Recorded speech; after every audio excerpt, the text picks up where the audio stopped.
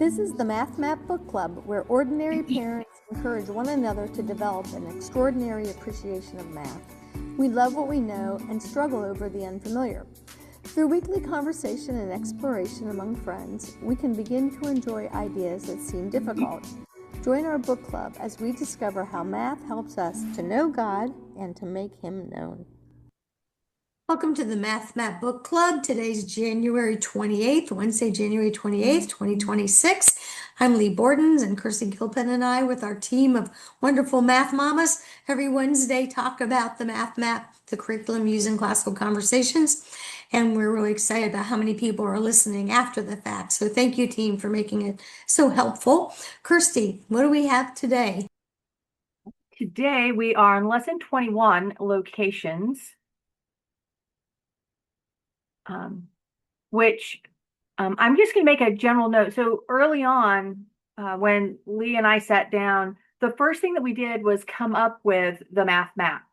And we had that same roadmap that we're encouraging you to follow was the roadmap that we used in creating the charts and then the lessons, was that we started there. And this lesson was actually originally called 0D to 3D extensions because we really wanted people to see those patterns that we were building into 3D. And then as we realized that a lot of the lesson focus was going to be on locus and loci, and this idea of using these integrated ways of looking at sets of points, that locations was really the ideal name. And so Lee said, let's change these lessons to locations and then next week populations so that they really are accurately describing the humanness of what we're talking about. And so this week, when we think about locations, right, we really are at the heart of it talking about how do we know where we are at any given time. And that's an important skill. That's an important thing for us to know where we are. And so we chose to call this lesson locations. You'll see throughout the lessons that there are these echoes of that 0D to 3D extensions that we're really still trying to help students to see the patterns that are building as we add dimensions on, but how adding those dimensions help us to be even more certain of where we are. So like we do every week, let's talk for a minute about flashcards. And they are just the most proven way to load grammar for our students and for ourselves. And so even if whether you're using the CC flashcards or creating your own flashcards, it is a great way with a lot of return on investment, right? That's a buzzword today, ROI. So there's a big return on investment with flashcards because they're inexpensive. They're easy to make yourself. And yet, as they give us easy practice, we're building our memoria that then helps us to move from that grammar knowledge to that dialectic understanding. So our tip for you this week is to combine flashcards with games. So it could be board games like Candyland, right? Before you can pick up a color card for Candyland, you have to answer a flashcard. It could be a game like Mother May I. Before you ask what you can do, you have to answer a flashcard. Or perhaps you say, I want to take 2 steps if I get the flashcard right. If you don't know the flashcard, you don't get to take your steps. So there's a lot of ways that we can take games that we're already playing with our children and bring flashcards into those so that it becomes just a continual review for our students. And we continue to have fun because we're playing games instead of just sitting there going one card at a time. Has anybody had experience doing that they'd like to share? I want to tell you about a new one we tried. So we took our paper and we folded it up into squares, kind of like making our own bingo card. But we didn't put BINGO on it. And then I would call out the name of a notation and they would have to draw it. And they could draw it anywhere they wanted to. So they're trying to get bingo, but they have to get it correct. And then they also have to get bingo. So like if they knew them all, if they knew the first 4 or 5, they would easily get bingo. But of course, I'm not going to pick the ones that are the easiest because I want them to not get bingo so fast. And so it was kind of fun, just kind of trying to figure out which ones I thought they knew and not doing those, like trying to pick the ones that at least, were kind of new. So anyway, it was a really short, quick review, but it was fast, but I thought it was a good review, especially like I would show them, after the game was over, I was like, okay, this is what that one was, right? This is what the ellipse is. This is what the parentheses are, whatever it was that I was calling out. That's great. Yeah, I think it does something in our brain. As soon as we say that it's a game, we anticipate fun instead of drudgery. But so on our first day, we also encourage you to look at the covers. And so this week, our 15 out of our 15 skills, we're looking at the skills that go along with invention. So our 5 common topics are the skills that are under that umbrella of invention. So when we think of definition, um, I'm always, you hear me say this a lot, right? Looking words up. And that is a great sort of grammar definition. It goes sort of hand in hand with naming, where we look something up, and it's important to be accurately naming and thus accurately defining things. Right. So if I was to hold up a mug and I was to define a mug, I want to make sure that I'm using a definition that accurately tells people what a mug is and that I'm not actually describing a phone, right? So knowing the right definition is important. But then the dialectic skill is really being able to define it, maybe from its context, right? Or from what you know about that. And so looking for 2 words on the covers, there's lots of words there, and asking your students what's something that you can define either from the context or from your memoria, and what's a word you would like to look up. And so we're, again, inviting them to engage in both of those grammar and becoming dialectic skills. I also thought that this week for comparison, it would be a great week to pull in another cover. It does not have to be the cover I chose, but I thought that I would pull this one from lesson 10 as an example, because who is one of our subjects of both pieces? Jesus? Jesus. Yeah. So we have a baby Jesus on this week's cover. We have Jesus on the cross on our week 10 cover. And they're both very different portrayals of the same person. So this is a great opportunity to use those skills of comparison to look at these pieces of art and to talk about what's the same, what's different. And with older students, I think you could really dive deep into what those differences might reveal about the artists or the style or the school, right? Those things that they may be studying in our upper challenge programs, that this is a great way to push them a little bit deeper in their thinking.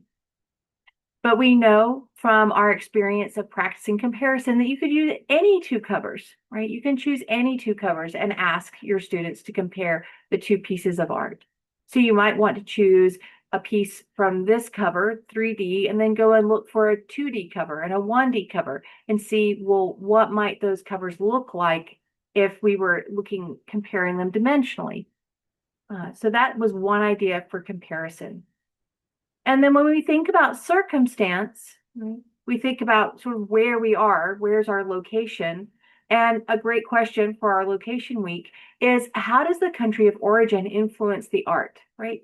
Where that artist came from, where the art was created, how does that change the art?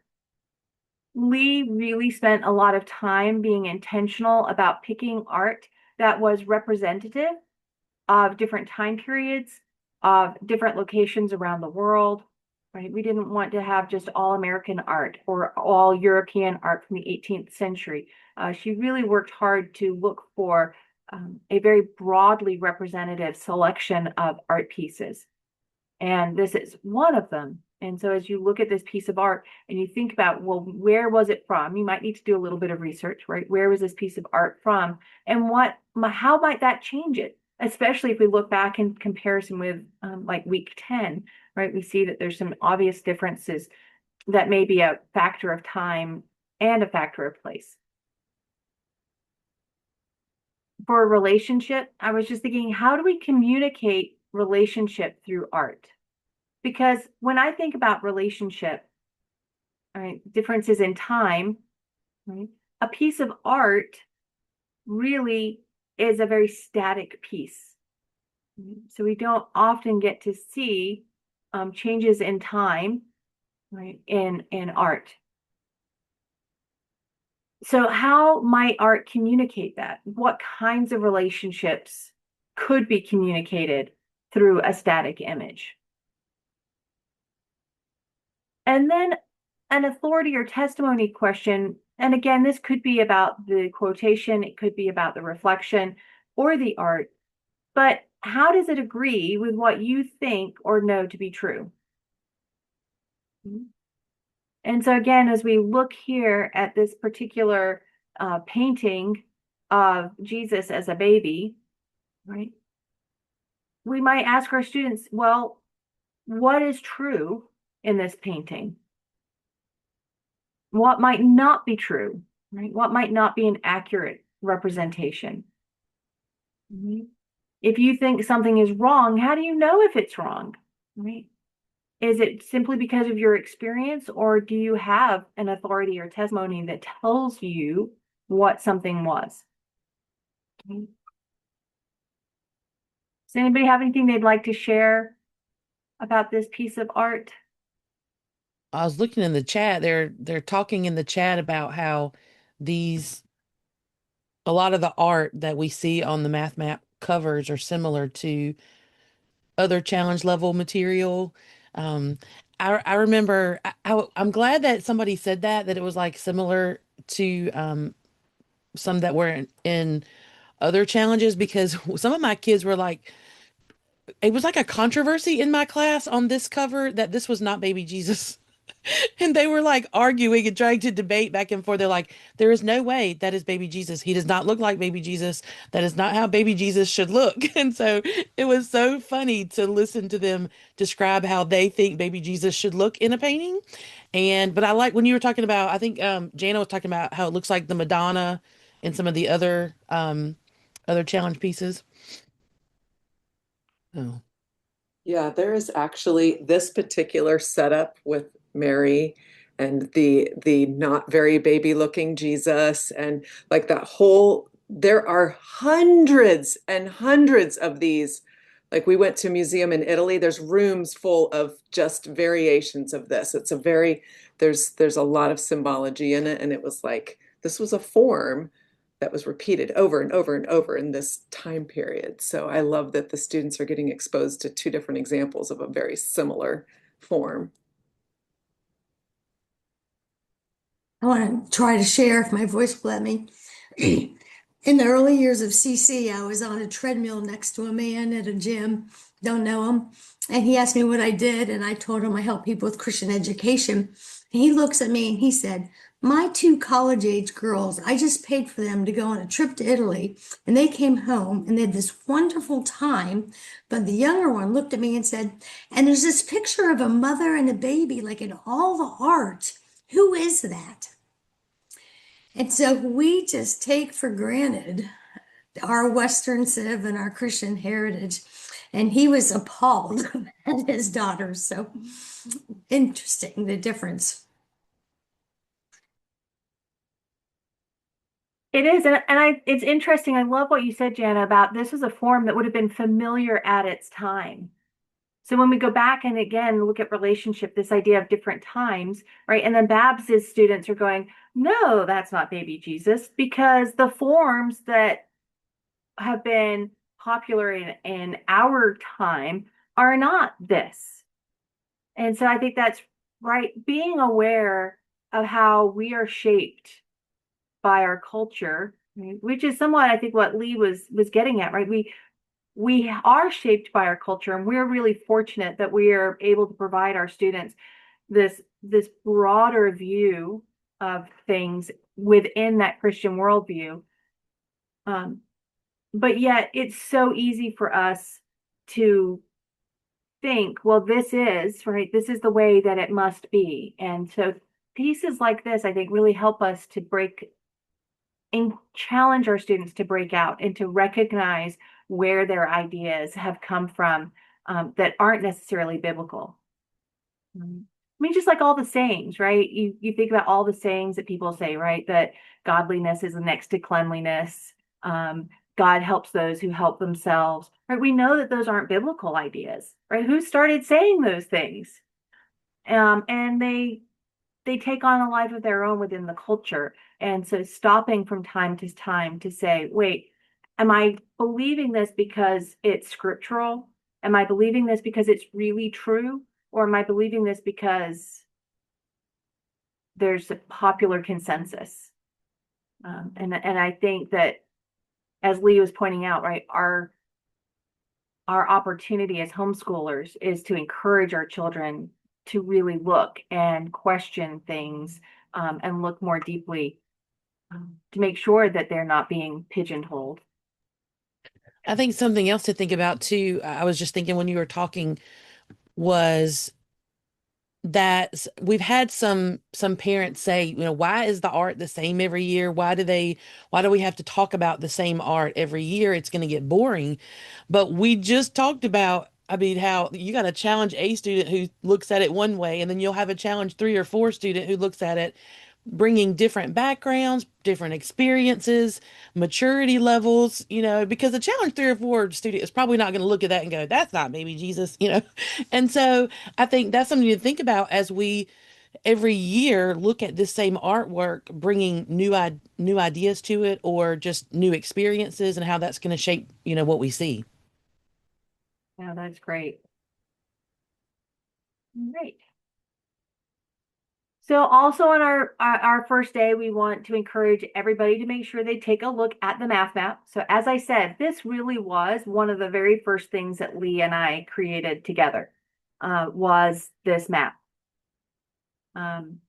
When Lee and I first sat down, and our 9-year anniversary, I'm just looking at my calendar, our 9-year anniversary of working together is going to be next Monday. So the first time I went to Lee's house and I sat down, those blue bars that don't, the dimensions, um, that was what Lee had. And she said, let me tell you about this. And then we wrestled together to fill out those 30 weeks. And then we talked about, well, how do we do this over 13 years? But this was our first thing that we started with. So when we come to this every week and we say, really spend some time here, it's because we spent the time here, right? We wrestled over this, and we've camped over this, and we come back to this over and over and over again. And in fact, so here you go, right? Here's a copy I have right here on my desk, that I'm a project that I'm working on that's related to the math map, and I've got it laid out on the math map so that I'm always coming back going, okay, where does this fit in? Where does this fit in? Where does this fit in? How does this relate to the dimensions? How does this relate to the domains? But we keep coming back to this, to maintain that integrity and that structure. And so that's why we really want to encourage all of you to keep coming back to this, because we really feel as though this is the structure that every other math curriculum that's available today lacks, is this very clear picture of how you can move, throughout mathematics, in your primary and secondary education. Any questions on the math map? All right. And so then that brings us to our lesson pages. And here were some things that I pulled out today, because we've talked before about how one strategy is to just look at the top section of each page. And people have said, well, how is that going to teach you everything, right? Well, the reason why it's not going to teach you everything. So first of all, no, 13 years only doing the tops of the pages is not really a great strategy. On your first year through, or you are having a rough week, or you're choosing to dive deep on other things, right? This is one strategy that you can use to give you some margin where you need it, right? So I just wanted to be clear. I don't think Lee ever intended for people to hear this and go, all you ever need are the tops, but that the tops are a great introduction to a lot of the key ideas that you're going to see in the math map. And the reason why is because the effort and the intentionality of including words, symbols, and images. And so what I wanted to break down this week was asking your students if this is a strategy you're going to use, right? This is really how you do that, is you look at the top of the page and ask your students what words are being used. Let's read all of the words. What do the words mean? Are there words there that are familiar? What do you remember about them? Are there words there that are unfamiliar and we need to look them up, or we need to decode from context? Right? So if we look here, it says every point on a circle is at a distance of 1 radius from its center. Now, it might be that your student goes, oh, I know what a point is. I know what a circle is. I know what a distance is. I know what a radius is. I know what a center is. We've talked about all of those things. I don't understand how they work together. So the individual words may be familiar, but the syntax might be unfamiliar. And going through this word by word with your students is a way to help you determine what is it that my student doesn't really understand, right? And in the case of this lesson, it may be the syntax, because there's not a lot of new grammar in the sense of figures, right? It's how they're being put together. And so that's where you can work with your students. If you determine that that's what's unfamiliar, you can work with them. Maybe pull your essential skills in and diagram a sentence to see how those words fit together, right? When we have sentences that are big, right? Those big sentences that seem to say a lot and we get lost in them, right? If we stop and diagram those sentences, we now can say, oh, well, these are the parts that go together. And so using those essential skills here is a great way to integrate those two activities. Once we've talked about the words, we can say, okay, well, are there any symbols here? What words or ideas do the symbols represent? Again, which ones are familiar? Which ones have you seen before? What's unfamiliar? Which one do you not remember, or you don't understand, or it's being used in a different way and it's unfamiliar? So again, if we had looked and said every point on a circle is a distance of 1 radius from its center, and then we look at our diagram and we see that R, we might remember that that R stands for radius, right? And so there we go, right? So we're making that connection between the symbol and the words. And then what images are included, right? How do they match what's already there? How do they match those words? How do they match those symbols? Are they helpful in illustrating the concept? So here we see below it says, right, to sketch the locus called a circle. So, oh, well, I'm going to draw a circle. Now that I see the circle, excuse me, now that we see the circle, maybe that helps us here to understand how that word radius and points and distance works together, right? So notice that we've just had this really in-depth conversation with our students about one small piece on the page, right? And we've gotten a lot out of that because we've gone back and we've remembered that a point is one-dimensional, and we talked about it in booklet 1 and booklet 2. We talked about it in booklet 3, where we talked about it could be located on a line. We looked at it in booklet 9, where it could be located in a plane. We remember the distance. We talked about that in 1D and 2D. We talked about radius and circle and center in booklet 13. Right? We haven't had to go too far into these pages to have had a nice integrated conversation here.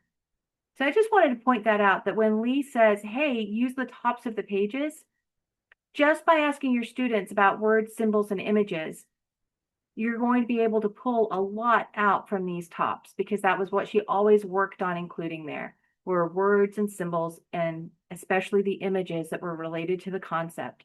And then ultimately, what we want to do is help our students to see how they're working together to communicate a truth from mathematics. Any questions about the page tops or how we can go through those to make that a meaningful time? I just wanted to read one of the things in the chat. Yating was saying she asks all the time, what is the verb of instruction? And I think that is very important because I've said this on some of my calls, like read the directions, right? Because it might just tell you to read or copy or trace. And so looking for the verb, what is it asking you to do? That is great. All right. So let's take a look at those page ones. Are there any questions from what you see here? I think that there's a lot of similarity. So if you're looking for a unit to sit down with your students and say, okay, let's talk through this together, this is really a great unit where you could pull everybody to the table, even those older students, right? And take a look here and go, okay, well, what's the same and what's different? What are we talking about? Kirsty, I want to chime in here. This booklet is very intentionally similar because there are 16 pages. And so there are 16 ideas that we want you to know about locations. So literally 1 through 16 are something you want to have memorized if you can before you leave high school. And so we had the same ones over and over again for that reason. So it's very much a grammatical repetitious unit. The other reason we have it where we do is, remember last week somebody made the comment about struggling with, I think it was 17 or 18. We recognized that you had just gone through a number of analytical geometry booklets, and it was time for a rest. And so we're trying to look at the whole picture.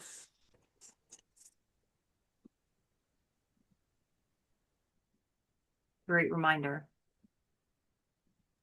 And this makes me think of Yating because she was talking about last week, her kids were like, theirs looks more fun than mine. And so this one actually has more pictures in the older ones.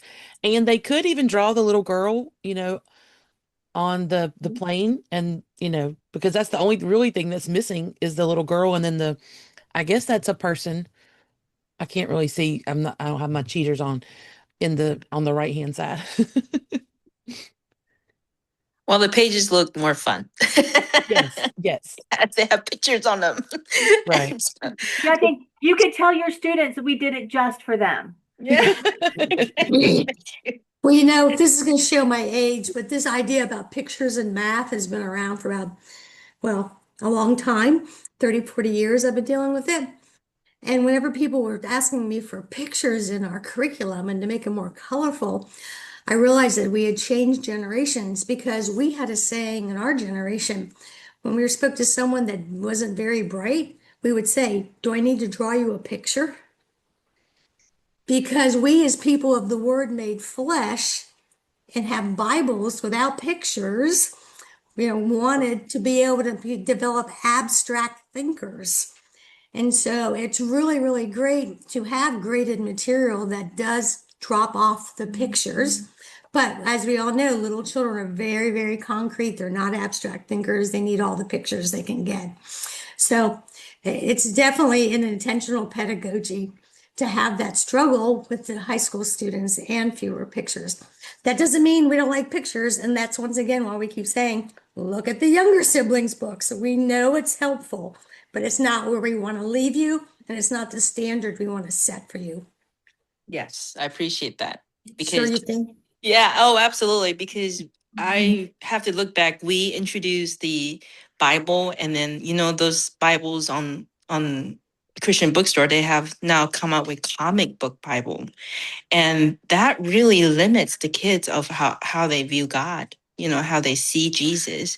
We talk about front page Jesus in those comic books are like blonde hair, Scandinavian looking guy, but that's not who Jesus is. And so I appreciate that comment a lot. I guess it's always about using appropriate figures, right? Because I will say, right, as mathematicians, there are places where the image, we just talked about how important those images are on the page top, right? And so my master's students right now are working through Euclid. So they're seeing how integrated the idea of the construction and the proof are, that they're not two separate things, but they were a working together. But that's the appropriateness, right? Where is it appropriate to illustrate or demonstrate with figures? The thing that I think is different, I mean, you're absolutely right. And as I said, we like pictures, but it used to be that the human being was so connected to the natural world that they saw their own pictures. They didn't have to be given them. They were already constructing and digging and making wells and fishing and whatever it happened to be. So they naturally knew these shapes in a way we don't anymore. Yes. And just a testimony, I think right now in our community, we're working through week 18, and we're coming down from the trilogy of geometry. And so we really appreciate the rest in booklet 20. So thank you for that encouragement. All right. So moving on to day 2 and looking at our I² invention page, this week's common topic of invention is relationship. And so I always learned that as same place, different time as a shortcut. And 3 ways that we might see this played out in mathematics. First could be order, right? When we think of order, order tends to have a connotation of time. I do something first and then second and then third, right? So when you look at a page like this, you could say, well, what is the order on the page and why was the page ordered the way that it was? Why was it ordered this way? And especially a page like this that we can look at and we see here, right, that we have this 0, 1, 2, 3. So it's ordered in terms of our dimensions. That helps us to see that we started with the simplest and we're adding to it each time. We have the dimension, we have an image and then major features. Again, we're getting this order. We're expecting to see an image first and then words that go along with it. And so we can ask that question, well, why would Lee have chosen to order it that way? Is there something we can learn from the way that it's ordered? Another thing to think about with relationship is the idea of cause and effect, right? How one thing, one action causes another. Now, we tend to think very concretely, I think, about cause and effect, right? That if I raise my hand, right, me raising my arm is the cause, and pulling my sweatshirt up, right, is an effect. One causes the other. When we look back, right, at the ancients, who, when they thought about cause and effect, there was perhaps a less direct, it didn't have to be quite as direct, but it was that one thing happened, and over time, as a result, something else happened, something else changed. But it wasn't necessarily as mechanical or concrete an understanding of cause and effect that we have. So you might think of questions like, how does changing the location of one point change a line? So if we're looking here, right, if I changed this point over here, what happens to those lines? Okay. Well, it describes 2 completely different lines, right? Those lines are I'm not defining those 2 lines anymore. I'm going to define 2 other lines, right? If I moved this point here, how would it change that plane? Well, here's a question, right? I could move that point in a lot of ways that doesn't change the plane. But if I move that point off the plane, right? So I could move that point anywhere around that plane, and I'm still describing the same plane. But if I was to move it off that plane, now I'm describing a different plane. Now that wasn't the same here, right? If I move this point, both lines change, right? I could maybe keep one of my lines the same, but my other line is going to change. I can't keep this system intact, right? Here, if I move this third point, right, I could keep my system intact until I move it off of the plane. And then the other thing we can talk about with relationship is the idea of an independent and dependent, which we could argue is a cause and effect type of relationship. But which variable is the independent variable? Which variable is going to determine the value of the other one, right? So in the case here where we're writing things that are looking for like M, right? X, Y, and Z, whatever those points are, they're determining M. If we had a function, right? So if we have a function or an equation where y equals x squared, right? I pick my x value and then y is determined from that. And so my x would be my independent variable and my y would be my dependent variable. But we could have written, we don't often, right? But here's a case, right, where I might say that x is some function of time. So now time becomes my independent variable and my x is my dependent variable. So we don't want to just say, oh, x is always independent and y is always dependent. We want to stop and think about which one is determining the other. But notice again, we can take this with our youngest students and say, let's just look at the page. Why is the page ordered the way it is? Or how is the page ordered? And with our older students, we can dive a little bit deeper into which variable is independent, which one's dependent, right? If I was looking at the inverse, would that relationship change? If we were looking at polar coordinates, does the order that they're written in change? So there's a lot of conversations that we can have about relationship here in general, right? Not necessarily specific to this page, but in general, we can look at those conversations and build those as our students get older. Any questions about relationship or invention?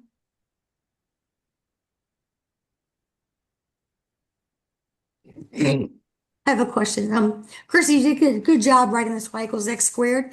This is a good picture, I think, for you to continue this dependent, independent conversation. Could you give an example of like, so y equals x squared gives us a singular curve, but if it had been y equals x squared plus z, or if it had been z equals 2x plus y, what do we get then? What is the image we would see on this page? So it's going to sometimes depend, but if I said, right, if I said something like z equals x plus y, here's the neat thing is that we're actually we're looking at how do I map from this point x, y into 3D space, right? How do I get a third coordinate? So I'm now mapping from a plane x, y into z. It's possible that I could have x and y are my independent coordinates, that I could choose both of those. More commonly, we would see that y,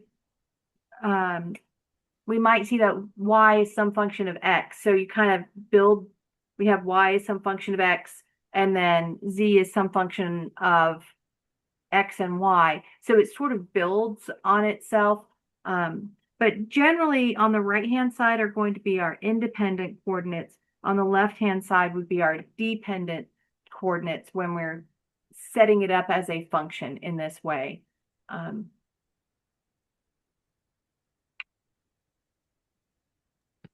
Thank you. Jana, did you have a question? You look like you've been thinking. I am thinking. Isn't that okay? It is. I just didn't want to move on if you had a question. So No, I'm just processing. Thank you. okay. Here are our pages from page 2. And again, just notice how much commonality that we have here in the ideas, that the ideas are the same. Some of the illustrations are different. Some of the depth of the work is different, but the locus that Lee is practicing, those loci are the same, right, from week to week. If we want points that are equally distant from other points. What does that look like? Points that are equally distant from the sides of a square. Points that are equally distant between two lines. Those ideas are common, very much in common this week.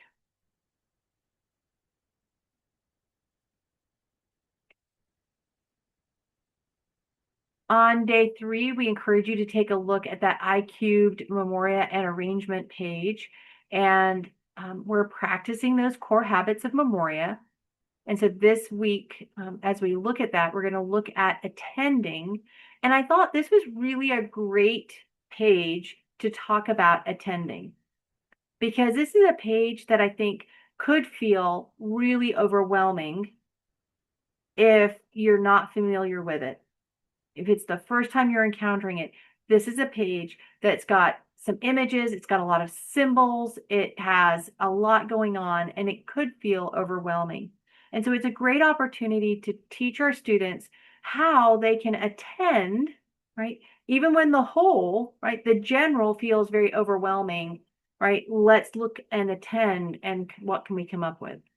So in the case where the whole, right, our general case here, it looks overwhelming, let's look for some cues as to what everything has in common. And one of the best ways we can do that is just by looking at the title, right? Conic sections, 2D plane through 3D cones. Now, that may or may not mean a lot, but if we're attending, right, I might say, okay, well, conic sections, I think I've actually seen that before. Not sure where, but it's ringing some bells. And looking at this page, I go, okay, well, there's a circle, there's an ellipse, there's a parabola, and there's that other thing that's less familiar. I see that it's called a hyperbola, right? So those are my conic sections. So maybe in a general sense, that's where I start with, is I ignore the rest, and I'm just looking for what is the general idea of this page. Then I can look at the particulars, right? I can trace the figures. I could read the words. I could interpret the symbols. And some ways that I was thinking you could scaffold this page, right, is you can start just by tracing the figures and reading the names. And you can do that with your finger. You could do it with a pen, a crayon, right? It doesn't really matter, but you could ask your students to go through and just trace the circle, trace the ellipse, trace the horizontal parabola. If they're readers, they can read the words. If they're not, you can read the words, right? Vertical parabola. Oh, I've got to use 2 fingers now. There's a great thing to notice, right? To do my hyperbola, I need to use 2 fingers, right? My horizontal hyperbola and my vertical hyperbola. And there you go, right? Just figuring out how to try and trace those at the same time would be hard. But as Lee said, right, or even just using your fingers, right? How can I move these? So just attending the first time through, just attend to the figures and their names. Hey, Chris, of course, this is a good connection to your ideas to week 14 and the constructions, using the patty paper just to practice these, so that the next year around, when you get to 14, it might go a little better. Yeah, it's a great idea. All right. So that's the idea that I had when I said trace, right? I was also thinking you could use your patty paper. So that's a great, thanks for reminding me, because I'd forgotten that I had thought that, right? Then we can say, okay, well, trace those defining lines, right? So as we look here, what are some of the lines that are defining? Well, we've got X and Y axes. We've got a radius, right? Maybe those are the lines that I'm going to want to trace. My axes for my ellipse. I've got a directrix and a focus for each of these, the directrix and the focus. So I could trace those lines, right? I've got these lines here, these asymptotes for my hyperbolas. I'm not trying to understand them. I'm just, each time I encounter this, I'm going to go a little bit deeper. So I can start with the figures, then I can add in those lines. Then maybe I copy, right? Because that's a different skill versus tracing over it, copying it. Labeling, right? So now if I've copied or traced, maybe now I want to label and start to see the patterns in those points. And then finally, I want to be able to be memorizing all of this, including the formulas, right? So what is the equation of a circle? What's the equation of a hyperbola? How do those things work together? So attending, right, we can attend to different things to help us build our memoria. And again, notice I said this is over several years. So this is not a first time I sit down with this, I'm going to try to do all of it and memorize it. But over years, we're going to add this to our memoria, and attending is one great way that we can do that.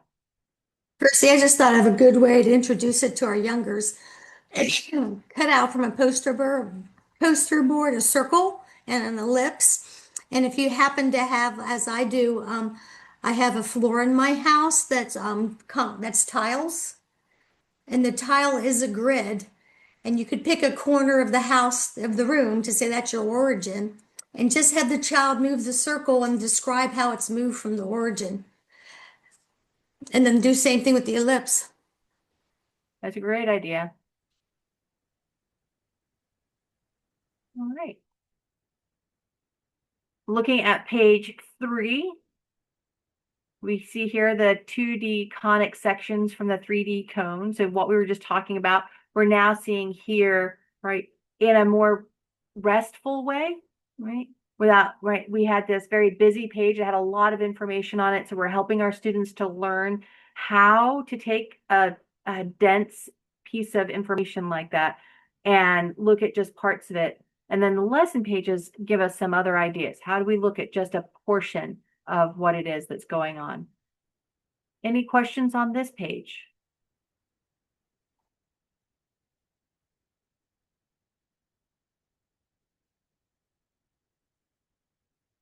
All right. When we get to day 4, we're looking at our careful calculations page. And what I was thinking about this week, trying to come up with some strategies, some new strategies for careful calculations, was just to look at one key concept to practice. And it doesn't have to be a concept from the lesson, right? Now, it works here. This first one works for integers and fractions, maybe not as much for monomials, right? But just being able to read a point off a graph or read a distance off a graph, that's a skill, right? Without figuring out what exactly I'm supposed to do on related to the lesson, right? That's meaningful. But I can look at this and go, wow, you know what? We are still really struggling with just being able to look at a point on a graph and give its coordinates. And so here's a great place where that's what I'm going to practice. So I don't stress over the whole lesson, but that one particular math skill, right? Or looking at the monomials page, just matching the letters and the numbers, right? So as we see here, right, as we look at that one, or we look here where we're doing it, right? What is A? What is B? That is a huge skill for our students to be able to do that we sometimes take for granted, that they can match this general form to an equation. And so that alone is a skill that we can work on with our students. Whether or not the page is forcing us into that, or whether it's just us recognizing that we need to help our students to do that. You can always practice matching the exercises to the practice pages or matching the exercises to the charts. So if you have students that perhaps are flying through this, challenge them, right? So there's skills that we're looking at here, not math concepts, but skills. And so for those students who maybe have some of those math skills that they're building, push them to grow by saying, okay, go and find similar problems in your practice pages. Go and find similar exercises or the concept in the charts, right? So again, those are all skills that we're practicing for the purpose of practicing the skill, not necessarily as help here. And then that brings us to our page 4.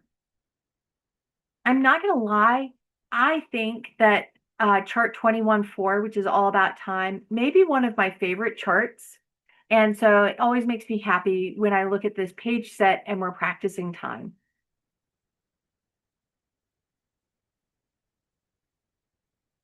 So that has been a question that we've gotten from people, right? Do we cover time? Do we cover money?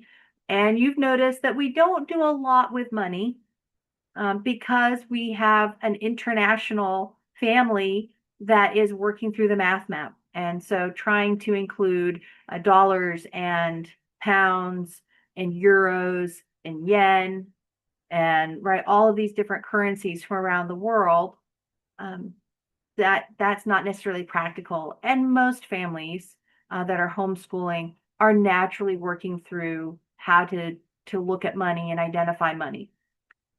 So we've kind of left that to you as the parent, although you'll notice that there are some places where it pops up. However, right, when it comes to time, time is something that is common to all of us. Although I was reading that it does cause a lot of problems because we have a 24-hour day and Mars has a 28-hour day. And so the teams that have been working on Mars things have these really funky where they're all out of sync, right? Because their days are not the same as ours. But here on Earth, right, as long as we're earthbound, our time is the same. And so that is one way we can be in common with our brothers and sisters in Christ around the world, is that we all are going to measure time the same way. And that's the way that God set it up in the beginning, right? When he said that there was a light for the night and a light for the day, and he established the seasons. And so we can rest in that. All right. So here we are reminding you of the many ways that we're here to support you. And it's exciting to me the more and more we're hearing directors talking about working together, families talking about working together, and really building up that math community that says, we don't need you, master teacher people, because we're working through this together. And so that's exciting. But we are here for you when you do have questions. So please continue to take advantage of that.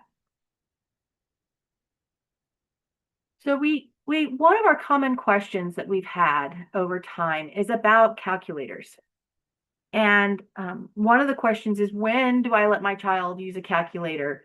And the easy answer is that Lee has identified in the curriculum with a little calculator symbol problems that she thinks are probably more appropriately done with a calculator. So then the question is, well, what kind of calculator do I need? So on the left-hand side of the screen are the two types of calculators that are not going to be your best choice. The first is the four-function calculator. Notice that the four functions that it has are addition, subtraction, multiplication, and division, right? That's it. So if I wanted to calculate exponents, I'm going to have to literally multiply and multiply and multiply. Roots become a lot harder, and I can't do anything with trig. So we don't really recommend a four-function calculator. It's great if you're just letting your littlest ones, right, figure out how to develop that connection, right, the fine motor skill of being able to push buttons, but it's going to be limited in where it would be appropriate to use it in the math map. The next image there is the graphing calculator. And graphing calculators really are mini computers that can be very helpful, but they're also require some instruction and work to learn how to use appropriately. And you don't need one for the math map. So when we hear people say, well, I don't want to go and invest in an expensive calculator, you don't need to. We don't want you to get a graphing calculator. We are not going to be asking you to use it in a way that you would use its functionality. So not a four-function calculator, not a graphing calculator. What we do recommend is a scientific calculator. And a scientific calculator, like the one on the screen here, is probably $10 or less. They're not expensive, but you'll notice that I circled the functions that really make them special, and that's that they can do the logarithms and sine, cosine, tangent, our trig functions. Notice they don't do secant, cosecant, and cotangent. You actually have to know what you're doing in order to use those, right? You have to know that those are the reciprocals of sine, cosine, and tangent. But these will allow you to calculate the sine, cosine, and tangent of angles that you haven't memorized. If you haven't noticed by now, we emphasize the 30, 45, 60, 90 angles, and then those angles in each of the quadrants. Outside of that, you're either estimating or you're using a calculator or you're using trig tables. When I was in school, which doesn't really feel as long ago as it was, we used tables, right? In the back of your textbook, you would flip to the back of your textbook and you would look up in a table to get your sine, cosine, and tangent, right? We didn't use calculators, we actually used tables. Well, nice thing is that those tables now live in the calculator, and that's essentially what your calculator is doing, is it's looking up on those tables to calculate those ratios. So that's what a scientific calculator is. And what I wanted to point out, again, for those that are concerned about cost or accessibility, is that if you look at your default phone calculator, so this is the one that came built into my phone. I'm an Android person. When I open up that default phone calculator, I want you to notice the difference here, because the left-hand side is what shows up, and my two little arrows there are facing away. If I click those, they face the other way, and it unlocks the scientific calculator portion. So now I have my sine, cosine, tangent, natural log, logarithm. Right? So for those that have been questioning about calculators, yes, if you're going to get a calculator, get a scientific calculator. If you as a parent just want to use what's on your phone, it has the functionality you need. Now, I do want to point out that if you look here, notice it says sine, cosine, and tangent on both of these. A couple of buttons that you do need to know. First, notice here where it says RAD. RAD stands for radian. That is a hint that my calculator is calculating in radians. If I were to tap that radians button, it would say DEG for degrees. Right? Angles can be measured in radians or degrees. 90 radians is not the same as 90 degrees. So if I was to say the sine of 90 is 1, I'm talking about degrees. If I had that plugged in as radians and I said the sine of 90, right? Well, that's thinking 90 radians, which is going to be somewhere around 15 degrees equivalent, right? Or is that 15 times around? Yes. That's about 15 times. Well, we'll just stop instead of me trying to figure that out in my head. Just know radians and degrees are different. So you need to be very careful if you are calculating angles that you're using the appropriate unit, right? And so that's what that button does. So if you're going, I'm not getting the right answer, check to make sure that you're either in radians or degrees, the appropriate one. And that's exactly what I'm saying. And that's exactly why we say go ahead and use a calculator sometimes. He just gave us the example. So the other button that I wanted to point out is on this one, it's a shift button. On this one, it's an inverse button. Sometimes it might just be a little upper caret, right? That usually unlocks your inverse sine, your inverse cosine, your inverse tangent, right? So when people are saying, how do I calculate the inverse sine, inverse cosine, inverse tangent? That typically on most calculators, you're either going to need to hit an inverse button or a shift button, right? So on this one, if I hit the shift button, you'll see that on the above that, and it's hard to see on the screen, it's the inverse sine, the inverse cosine, and the inverse tangent. So hopefully that answers those questions about calculators. And also, as Lee pointed out, shows you that your calculator is a tool. It cannot do it for you, right? You have to understand what you're doing in order to use a calculator well. Okay. Any questions about calculators? All right. So we did have this question that was sent in to us, and looking at the conversions. And I wish that I could tell you that you don't need to have your memoria, but really this problem is all about using your memoria.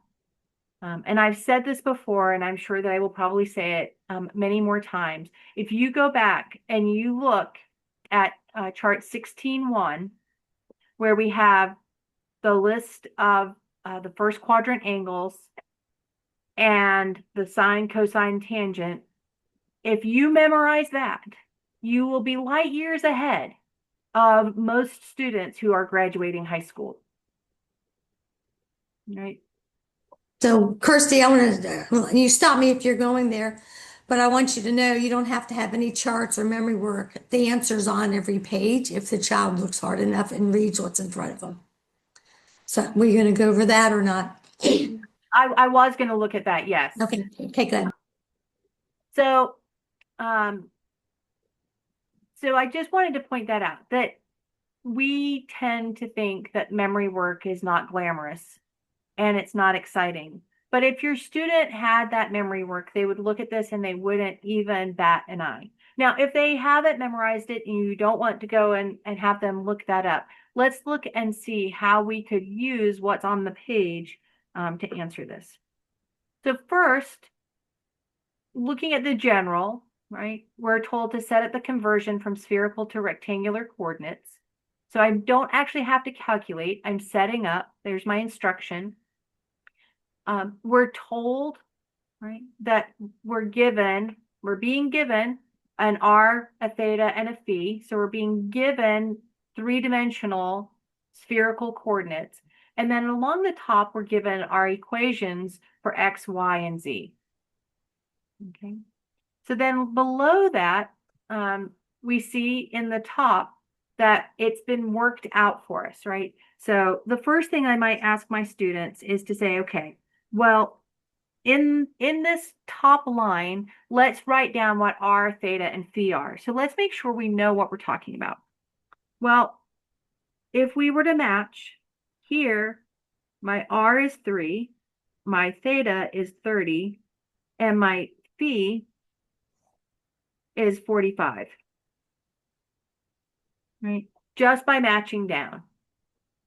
And that stays the same, right? Here, my r has to be the same. And my r has to be the same. My theta still has to be 30. And my phi still has to be 45. Those are not changing, right? So here's my phi. Only this one, I think, Lee, something might be wrong here, that this one should have been a 45. Or this should have been a theta. I'd need to go look that up, but it should be a phi, that this one should have been 45. I will, when I review, I'll look. So yeah, double check that, because that phi should always be the same. Now, what are we doing? We are simply going to evaluate those cosine and sine ratios. And so I see here that r is 3. So that's going to be the same in each of these. So you could ask your students, do the easy one, right? Do the radius. That's got to be the same. Then I see that the cosine of 30 is the square root of 3 over 2. And the sine of 45 is the square root of 2 over 2. Well, is there anywhere I can plug those in? Well, sine of 45 I can plug in. That's got to be the square root of 2 over 2. And I don't have anything else that I can plug in right away. But how can I use what I have here? Well, if I draw a triangle and I let this one be theta, right? And the cosine is the square root of 3 over 2. Well, I know that the square root of 3 over 2 is my adjacent side. Sorry, my adjacent side, so that's the square root of 3, over my hypotenuse, which has to be 2. Then I could use my Pythagorean theorem to solve for my remaining side, which I would find was 1, right? Because my opposite side is going to have to be the square root of 2 squared minus the square root of 3 squared. Can I jump in here and ask a quick Yep. clarifying question? Yep. When you said that we couldn't when you said that what could we just plug in? The cosine of 30 being the square root of 3 over 2, that is the one that you changed to 45. Only the last column. It's correct in the first column, but the last column, that 30 should have been 45 because my phi is 45. So I should have put a 45 there instead of a 30. So So that's does that why, mean the answer key is incorrect as well because it says square root of 3 over 2? yes. Okay. The thing is, this could be an older edition, so I'll double check all this, Nicole. The other thing though is if you, it still holds, when this becomes cosine of 45, if you look on the bottom left here, it tells you what the cosine of 45 is. So once we have it right, then the values are still on the page. Oh, okay. Got it. Thank you. And can we use the chart? Because you have the chart on the bottom right. Yes. So I could just go to the chart and plug it in. Yep. Okay. Yep. So you can pull from your Memoria, you can pull from the chart. Those are great ways. Or if you're right, maybe your kids are working in the back and you're just like, no, you're in the back of the van. I can't help you, or you don't have that book with us. Look on the page and see what you can figure out from the page, right? And so, so we could do the math, or as Lee was just pointing out, right, sine of 30. If I look here, I see that my sine of 30 is 1/2. And so I can use that to plug that in here. And then my cosine of 45 is here, and I can use that.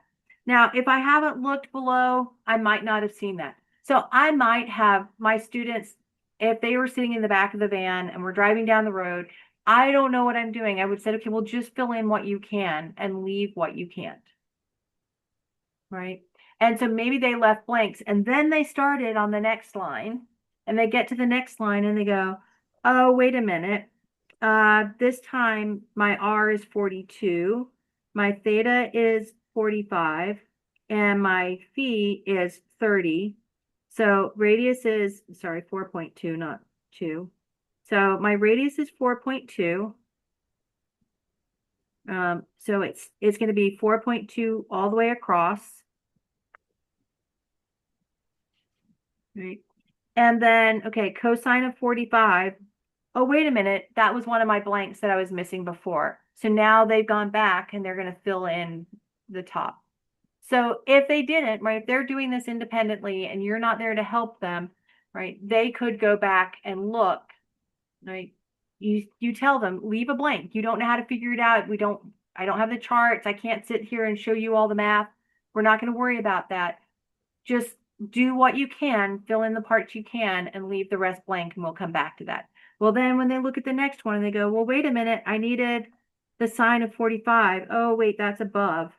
It's the square root of 2 over 2. And the sine of 30 is in this line. And the cosine of 45 is in this line. Right? And so now we've filled it in just by what's there. Right. And so helping our students to gain confidence that I can leave blanks, that I don't have to work sequentially, right? And say, okay, wait a minute, I'm just going to leave these blanks because I don't know, I don't have it memorized, I don't have that chart with me. I'm just going to leave blanks. I'm going to go to the next one. What can I do? And I'm going to fill in as much. And then all of a sudden I see how the two problems go together. Now I have the information and I can do more than I thought I could.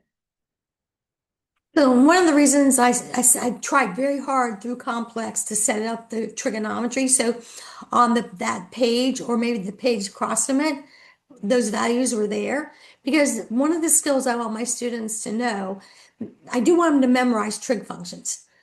But more importantly, I want them to know how to take the information they have in front of them and really see it. And this allows practice in seeing what's on the page. Otherwise, they just try to do the problems, and that will not help them. I don't think I knew. This is going to sound bad, but I don't think I knew all that information was on the page. I would always immediately just go look in the chart. I would not try to. So now I feel like, oh, now I'm going to have to relook at every page and say, Ditto. oh, let's look at the page first and see if information's on the page Ditto. first. Yep. One Ditto. time, Same here. well, this came to me one day when Robert came home from taking an SAT test, and I said to him, "How'd you do?" Because we hadn't done any prep; it was PSAT, and he said, "Well, the answers for the math portion were always right on the page. If it wasn't in the problem above, it was in the problem below." And I was like, "Good boy, you've learned how to read." And don't we want them to know how to read? Like we want way more lofty things, and we forget the fundamentals. Mm. Mm. All right. Well, those are the questions that were sent in this week. Did anybody bring any questions that they'd like to go over?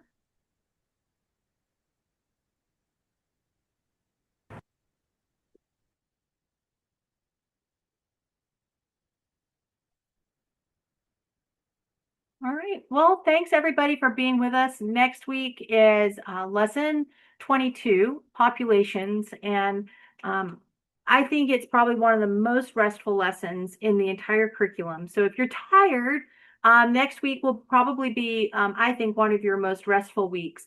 But it's also, I think, a great week where we have the opportunity to really go back and look holistically at our 15 skills of learning and how we can use those in mathematics. And then also, how do we use that in a practical way?